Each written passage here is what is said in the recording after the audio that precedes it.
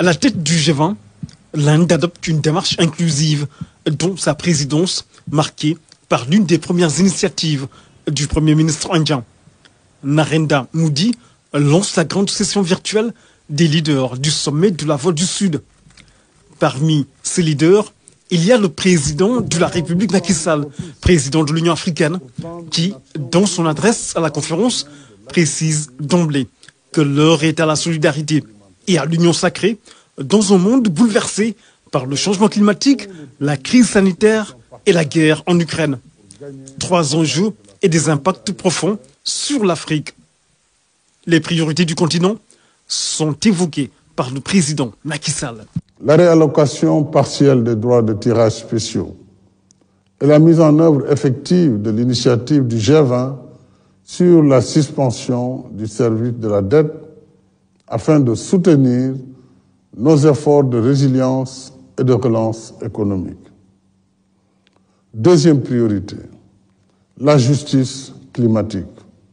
L'Afrique, continent le moins pollueur et le plus vulnérable au réchauffement climatique, reste attaché à l'accord de Paris sur le climat pour un développement sobre en carbone et résilient au changement climatique.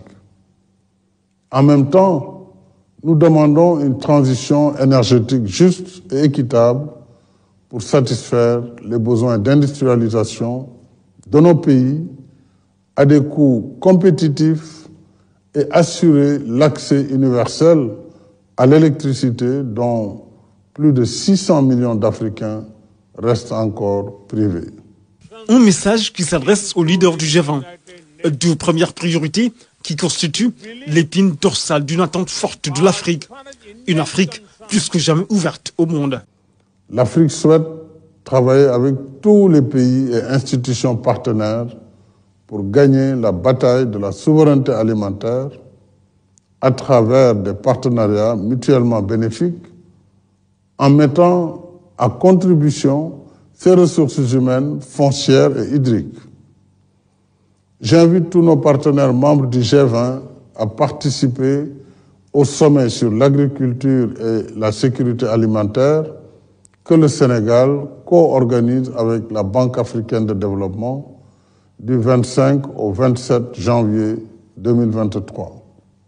L'Afrique appelle à une gouvernance politique, économique et financière mondiale plus juste et plus inclusive. C'est le sens de mon plaidoyer pour l'octroi d'un siège à l'Union africaine au sein du G20. Je remercie chaleureusement tous les partenaires du G20 qui ont exprimé leur soutien à la candidature africaine, notamment l'Afrique du Sud, l'Arabie saoudite, la Chine, les États-Unis d'Amérique, la France, le Japon, la Russie, la Turquie et l'Union européenne. Un bel élan de solidarité pour bâtir une gouvernance mondiale plus inclusive. Le président Macky Sall invite les autres pays du G20 à se joindre à ce mouvement historique afin que l'adhésion de l'Afrique soit actée au prochain sommet du G20.